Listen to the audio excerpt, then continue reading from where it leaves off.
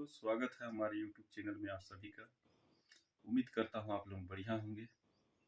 आज हम आप लोगों को एक नया कंटेंट लेके आ रहे हैं, जिसमें हम आप लोगों को हमारे जो पास का चालीसा काल होता है उसमें क्रूस रास्ता किस प्रकार से किया जाता है और किस जगह में किस स्थान में किस प्रकार का, हम लोग को वैसे भी 14 स्थान होता है, तो 14 स्थान में क्या क्या प्रार्थना किया जाता है। हर शुक्रवार को चालीसा, जैसे गुड फ्राइडे आता है उससे पहले हम लोग इस प्रार्थना को दोहराते हैं। ये चालीसा काल का जो हमारे यीशु का यादगार में मनाते हैं, जो उस समय 4000 वर्ष पहले जब यीशु को सूली पर लटकाया गया था, अपने हमारे सभी देशवासी यानी जितने भी व्यक्ति हैं उन सभी के पापों को मुक्ति दिलाने के लिए उन्होंने क्रूस में अपना समर्पित किया था। तो उसी प्रार्थना को हम याद करने के लिए हर शुक्रवार को दोहराते हैं इस पास्का काल यानी गुड फ्राइडे के समय में। और गुड फ्राइडे के बाद हमारा ईस्टर बनाया जाता है। तो हम आप लोगों को इसी प्रार्थना को दिखाना चाहते हैं। तो चलिए वीडियो में आगे बने रहिए। वीडियो अच्छा लगेगा तो आप लोग हमारे चैनल को सब्सक्राइब जरूर कर दीजिएगा। तो चलिए वीडियो को आगे लेते हैं और प्रार्थना आप लोगों को दिखाते हैं कि इस जगह में क्या प्रार्थना किया जाता है। क्रूस का रास्ता पापियों का मन फिराने के लिए धर्म की ढिलाई में करने वाले और उत्साहित करने और भले लोगों को पवित्र करने का बड़ा लाभदायक उपाय होता है। क्रूस के रास्ते में के समय हम मन ही मन यीशु के साथ कलवारी पहाड़ की रास्ता में चलते हैं, जैसे मैंने आप लोगों को बताया था। इस शोकमयी यात्रा करते हैं। चलते चलते और देखते हम अपने हृदय में प्रेम और धन्यवाद का भाव उत्पन्न करने लगते हैं और विनती बोलते हैं। इस बात पर विचार करते हैं कि किसके लिए हम दंड मोचन कमाना चाहते हैं, यानी किसके लिए हम पापों को क्षमा करना चाहते हैं, पापों की क्षमा मांगते हैं। और शोकाकाग्नि की आत्माओं के लिए, है ना।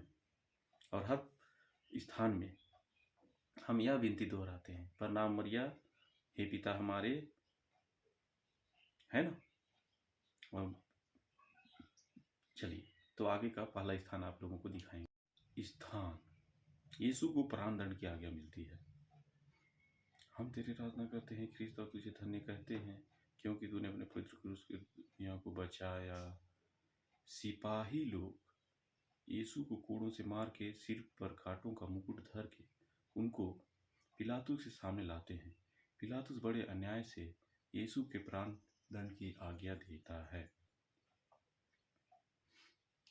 इसके बाद हम लोग हे पिता हमारे की विनती बोलते हैं, फिर प्रणाम मरिया की विनती बोलते हैं। उसके बाद इस पहला स्थान को अंत कर देते हैं। फिर इसके बाद शुरू होता है दूसरा स्थान। पीछे स्क्रीन में दिख रहा होगा आप लोगों को, यीशु के कंधे पर क्रूस लादा जाता है। मतलब यीशु को सबसे पहले क्रूस लादा जाता है।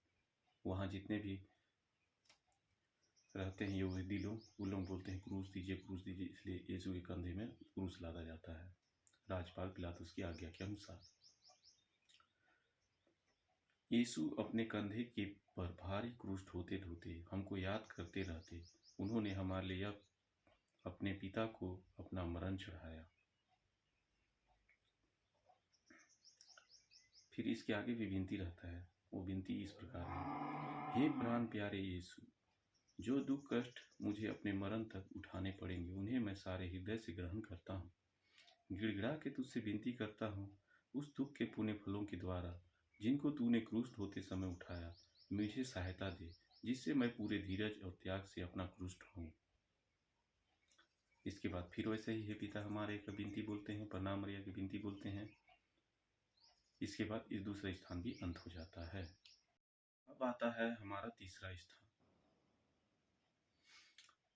हमारे स्क्रीन के पीछे आप लोगों को दिखाई दे ही रहा होगा, यीशु पहली बार क्रूस के नीचे गिरते हैं। अब क्रूस ढोते ढोते यीशु का पहला बार नीचे गिरते हैं। यीशु के शरीर को कोड़ों से लहूलुहान हो गया था। उसके सिर पर कांटों का मुकुट था और वह इतना निर्बल बन गए थे कि मुश्किल से ही आगे चल सकते थे। इस पर भी उन्हें क्रूस का भारी बोझ अपने कंधे पर ढोना ही पड़ता था। सिपाही लोग उनको क्रूरता से मारते और ढकलते थे, जिसका फल यह होता था कि यीशु भूमि पर गिर गए। फिर इसके आगे भी वैसे ही विनती बोलते हैं। उसके बाद यह स्थान भी समाप्त हो जाता है। अब आता है चौथा स्थान। स्क्रीन के पीछे आप लोगों को दिखाई दे ही रहा होगा, है ना? यीशु और उनकी दुखी माँ की भेंट। जब यीशु क्रूस ढोते रहते हैं उस समय उसकी माँ से उनकी भेंट होती है। उनकी दृष्टि एक दूसरे के लिए दुख की तलवार सी हो गई थी, जो उनके प्रेममय हृदय को छेदती थी, क्योंकि अब उनका बेटा जो यीशु है वह क्रूस ढो रहा है। तो किसी भी माँ को सजा देखते हुए तो अब तकलीफ होगा। सेम उसी हमारी मरियम माँ को भी तकलीफ हुई थी। तो इसके बाद विनती बोला जाता है। फिर इसी प्रकार यह भी स्थान समाप्त हो जाता है। पांचवा स्थान, सिरनी सिमोन क्रूस ढोने से यीशु की सहायता देते हैं। जब यीशु ढोते ढोते थक जाते हैं तो देखते हैं सिपाही लोग कि वह थक गया है, तो किसी व्यक्ति को ढोने के लिए उनका सहयोग करने के लिए बोलते हैं। तो उसका नाम रहता है सिरनी सिमोन। तो वह यीशु का क्रूस ढोने के लिए उनकी मदद करता है। यह देखकर कि यीशु मरने पर है, यहूदियों को बड़ा डर लगा कि वह रास्ते में ही ना मर जाए। वे तो चाहते थे कि यीशु क्रूस पर ही मर जाए, इसलिए उन्होंने एक आदमी को पकड़कर उसको यीशु का क्रूस ढोने का हुक्म दिया। फिर इस प्रकार यह भी आगे विनती बोला जाता है। फिर यह स्थान भी समाप्त हो जाता है। हर स्थान में इसी प्रकार का कंटिन्यू किया जाता है। छठवां स्थान, वेरोनिका यीशु का चेहरा पूछती है। जब यीशु पसीने से लहूलुहान हो जाए रहते हैं तो जो वेरोनिका नाम की रहती है वह यीशु का चेहरा पूछती है, और उसका चेहरा यीशु का चेहरा पोंछती है अपने रुमाल से, और वह रुमाल में यीशु का चेहरा छप जाता है। एक धर्मी स्त्री ने, जिसका नाम वेरोनिका था, यह देखकर कि यीशु का चेहरा पसीने और लहूलुहान से भरा हुआ है, उनको यह रुमाल दिया जिससे वह अपना चेहरा पोंछ ले, और देखो उनका पवित्र चेहरा रुमाल में छप गया। अब इसके बाद फिर विनती प्रार्थना बोले जाता है, पिता हमारे प्रणाम मरिया का। उसके बाद यह स्थान भी समाप्त हो जाता है। सातवां स्थान हमारे पीछे देख सकते हैं, यीशु दूसरी बार गिरते हैं। इसके बाद बोलेंगे, हम तेरी आराधना करते हैं क्रिस्त और तुझे धन्य करते हैं, क्योंकि तूने अपने पवित्र क्रूस के द्वारा दुनिया को बचाया। ये प्रार्थना हर बार ही बोला जाता है। इसके बाद फिर आगे वो बताते हैं उसके बारे में कि इस स्थान में क्या हुआ था। दूसरी बार गिरने के कारण यीशु के सिर और अंगों की पीड़ा और बढ़ती जाती है। जब दूसरी बार यीशु क्रूस के नीचे गिरते हैं तो उसे अंगों की पीड़ा और बढ़ जाती है, दुख दर्द और बढ़ जाता है, क्योंकि और ही थक जाए रहते हैं। इसके बाद आगे प्रार्थना फिर है पिता हमारे प्रणाम मरिया बोला जाता है। उसके बाद यह स्थान भी समाप्त हो जाता है। स्थान देख सकते हैं पीछे स्क्रीन में आप लोगों को दिख रहा होगा। यरूशलेम की स्त्रियां यीशु के लिए रोती कलपती हैं। हम तेरी आराधना करते हैं क्रिस्त और तुझे धन्य कहते हैं, क्योंकि तूने अपने पवित्र क्रूस के द्वारा इस दुनिया को बचाया। अब यरूशलेम की स्त्रियां सब तो यीशु को प्यार करते ही थे, तो वहाँ की स्त्रियां यीशु को देख के रोती और कलपती हैं। तो यीशु उनसे कहता है, ये स्त्रियां यीशु के लुहान देखकर दया से भर आई और रोने कलपने लगी। पर यीशु ने उनसे कहा, ये यरूशलेम की पुत्रियों, मेरे लिए मत रो, पर अपने बालकों के लिए रो।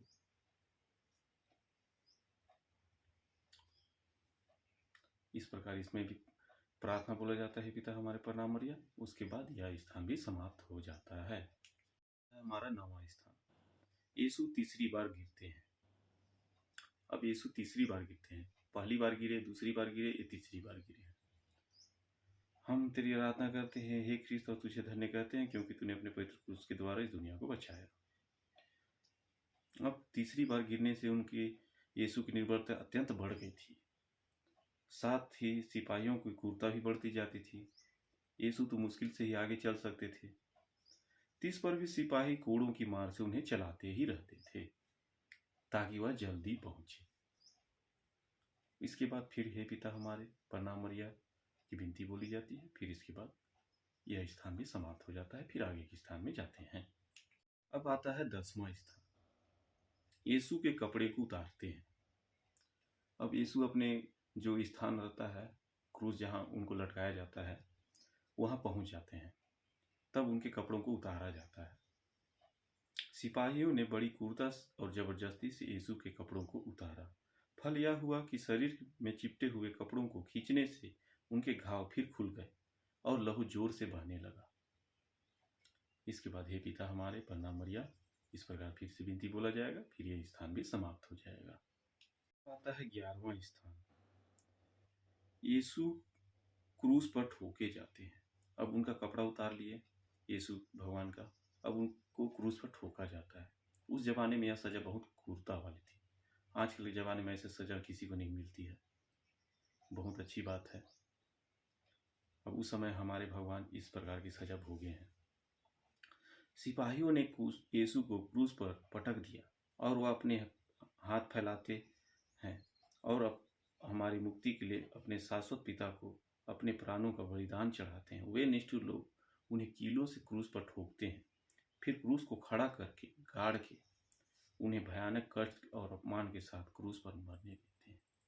सोचिए कितना बड़ा दुख की बात है। फिर इसके आगे भी हे पिता हमारे प्रणाम मरिया की विनती बोली जाती है, फिर यह स्थान समाप्त हो जाता है। अब आप देख सकते हैं कि किस प्रकार हमारे दुख का स्मरण किया जाता है इस क्रूस रास्ता के जरिए। ये देखिए 12वां स्थान। यीशु क्रूस पर मर जाते हैं। अब सोचिए, अब क्रूस पर लटकाए हैं, ठोक दिए हैं, पेट में एक चाकू भाला से घोंप देते हैं, तो उसके बाद यीशु धीरे धीरे मर जाते हैं।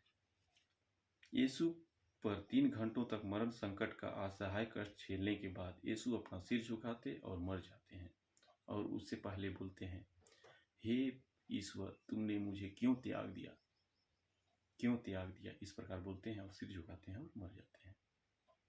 इसके बाद हे पिता हमारे प्रणाम मरिया की विनती बोली जाती है, उसके बाद यह स्थान भी समाप्त हो जाता है। अब आता है 13वां स्थान। यीशु क्रूस पर से उतारे जाते हैं। अब उसके घर वाले उसको क्रूस पर से उतारते हैं, यानी माता मरियम उनको और उनके भी और कोई भी उनके साथ जाते हैं, वे सभी उतारते हैं। यीशु के मरने के पीछे 2 चेले यासूब और निकोदिस यीशु को क्रूस से उतारते हैं। जो उतारते हैं उनका नाम क्या था? यासूब और निकोदिम। वे यीशु को उनकी दुखित माता की गोद में रख देते हैं। वह अकथनीय प्रेम के साथ उन्हें अपनी छाती से लगाती है। इसके बाद हे पिता हमारे प्रणाम मरिया, ये सब की विनती बोली जाती है, फिर यह स्थान भी समाप्त होता है। आता है हमारा लास्ट स्थान, यानी 14 स्थान। देख सकते हैं स्क्रीन के पीछे, यीशु कब्र में रखे जाते हैं। यीशु कब्र में रखे जाते हैं। चेले लोग यीशु का शरीर उठा के गाड़ने के लिए ले जाते हैं। उनके साथ मरियम भी उनके साथ साथ जाती है। जो मरियम माँ होती है वो भी उनके साथ साथ जाती है और अपने हाथों से कब्र को ठीक करके फिर कब्र बंद करके सब कोई वहाँ बड़े दुख से साथ चले जाते हैं। उस समय में एक गुफा खोजा जाता था और उस गुफा में लाश को रखा जाता था।